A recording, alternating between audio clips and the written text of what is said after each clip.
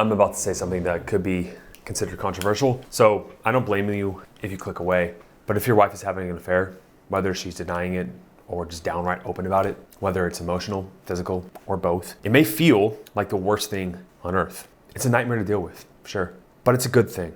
And if you keep your mind open and just trust my decade of experience in working with men saving hundreds of marriages, there's a revelation from one of my clients that will put things into perspective for you, helping you ease the pain you're going through, okay? And at the end, I'm going to show you how to turn your conversations with her into an advantage for you so she'll forget about the other guy, okay? When things are going bad, there's going to be some good that's going to come from it. So get up, dust off, reload, recalibrate, re-engage, and go out on the attack.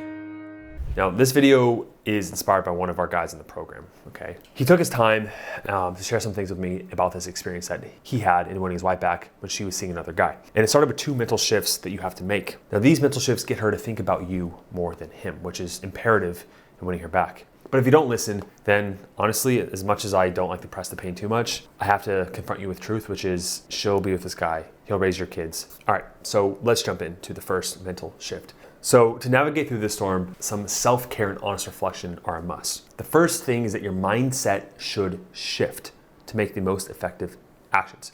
Okay, now you're feeling betrayed. I know you are. She shouldn't have done that. But that being said, it is a two-way street. Think way back to your wedding vows, for better and for worse. It's easy to forget that, and it's not just about sticking around long term. It's about being present emotionally as well when you said those words. If she sought comfort elsewhere, it's a sign that she felt alone in this partnership. You must confront that reality. One of my clients, Jacob, shared this profound revelation that he had after his wife said she wanted a divorce and was seeing another man. You know, your wife doesn't just wake up and decide to leave you, that she's been considering it easily 2 to 3 years probably, whether it be something big you did or if it's like death by 1,000 cuts type thing. Now, Jacob mentioned death by 1,000 cuts. When a relationship erodes so slowly over time that you don't even notice it's happening. Her decision to engage in an affair stemmed from fading faith in your ability to uphold your promises or alter your behavior, okay? Prompting her to look for what she needed from someone else. That's just a fact. I'm not justifying her actions, okay? I'm talking about a mental shift that you must make that's gonna be supportive and conducive to getting her back. That's just what you must understand. Because a lot of guys, they can go into this victimhood where they're like, well, she shouldn't have done that. Morally, it's wrong. Ethically, it's wrong. Her parents are saying it's wrong. Any of those statements, that narrative will only send you one way, away from her, okay? So if you're only caring about what works, then that's a fact. So stick with that mindset instead of the victim mindset. All right, so for the second shift, let's talk about the sting of jealousy that you're going through. Now, look, I get why you're upset. And honestly, you're feeling betrayed, which is one of the most intense emotions we can experience on this planet. However, there's another mindset shift that can help you to really focus on the correct actions to get her back, okay? Recognizing that she has been with people before you, or at least most wives had, right? And she's with someone else right now. The bigger the deal you make this, the more reactive and low value and just it's a place where the guys who really say to themselves like, okay, it is what it is, there's a physical connection there, but she doesn't love this guy as much as she loves me. Now there's a scene in Bloodsport, 1980s movie, one of my favorites, that fighting movie, I'm sure you, with Claude Van Damme, right? Where he gets like that dirt thrown in his eyes in the final match by Chong Li, right? And you can see his initial response is like, oh, he's just like railing around, like reactive and like, oh, it hurts so much. But then see what he does. He meditates, he calms down, and he catches himself just to center himself, right? That was in his training. And that centering and that groundedness is what allowed him to attack moving forward. This is equivalent to what you're doing now, okay? You must have that calm, you have that dirt thrown in your face, but you must achieve that calm before you take that attack, that action, okay? What this looks like is sitting with those feelings of betrayal, not denying them, not going into victim mode, not trying to deflect them. When you sit with those feelings long enough, they will disperse and that chalk in the eyes will go away, okay? But you'll be blinded by your emotions, doing the wrong thing, attacking the wrong part of your enemy, right? And that will lead you to lose the battle, okay? So you must achieve this calmness and experience that pain, go into it, and then the dirt clears and you are able to effectively go in the right direction toward her. If you need help doing this, this is what our coaches are designed to do, so you can set up a call with our team down below, but just make sure you're fully committed. All right, let's continue. So now that you understand the importance of this mental shift, it's now time to answer the burning question, right? What makes the affair a good thing, right? Am I just being controversial for the sake of it? Not really. I'm not. Now, this is what I love about the opening clip of Jocko Willink's Good video. It's important to see the good in any situation.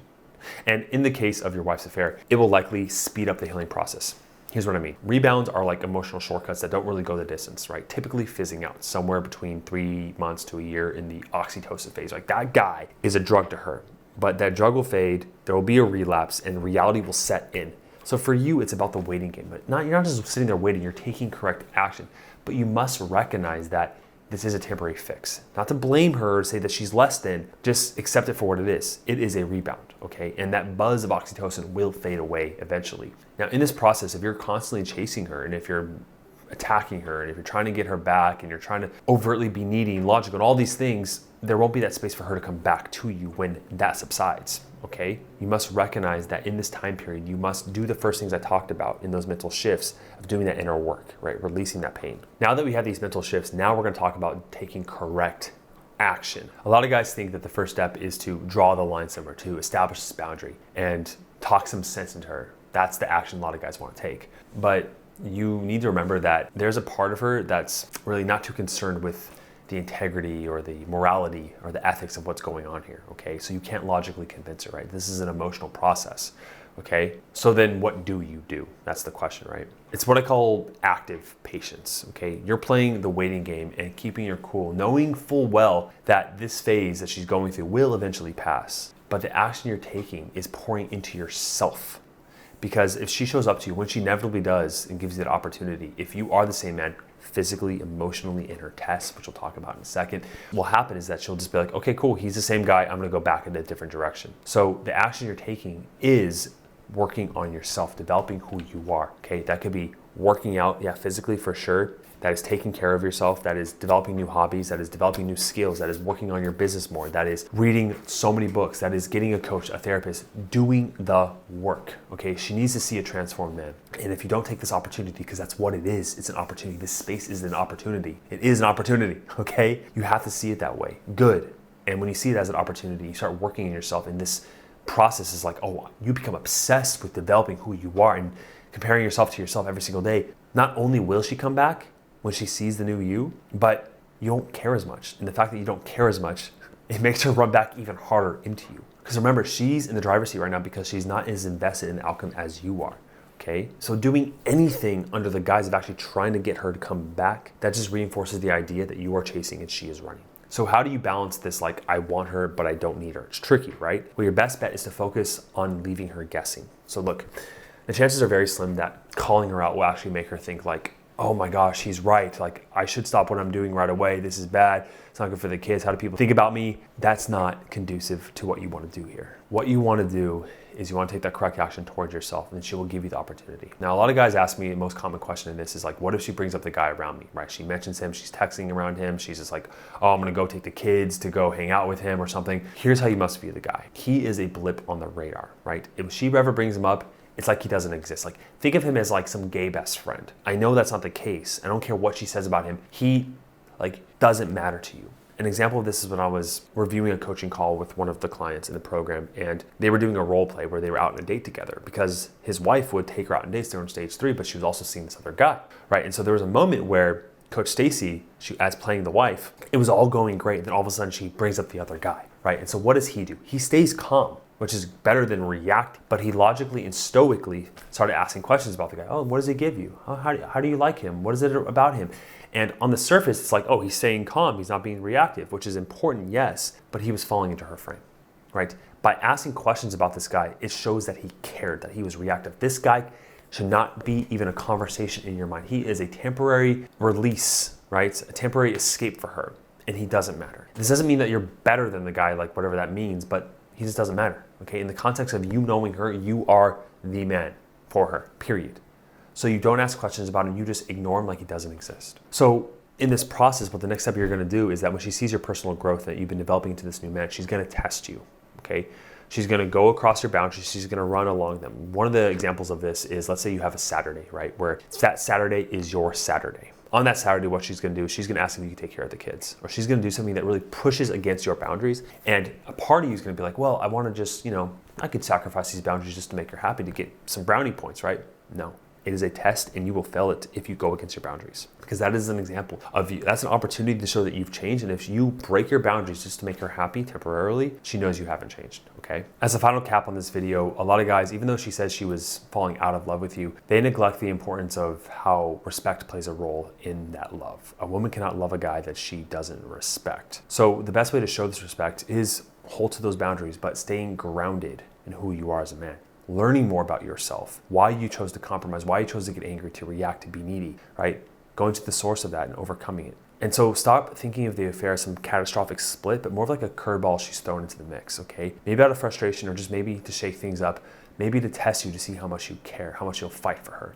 It's all perspective here. Nothing is truth, okay? What this all boils down to is you have your hand of cards, right? It's all about how you play them, right? Each card is an individual thing that's happening in your life.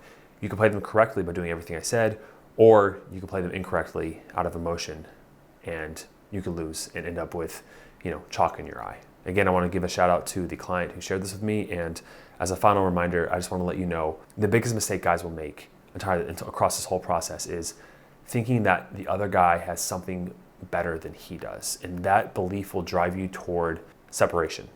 Okay, guaranteed. And so as a final point, just recognize that you got this. Seek support, whether through me or someone else. Seek support, get someone to challenge you, and trust the process. See you in the next one.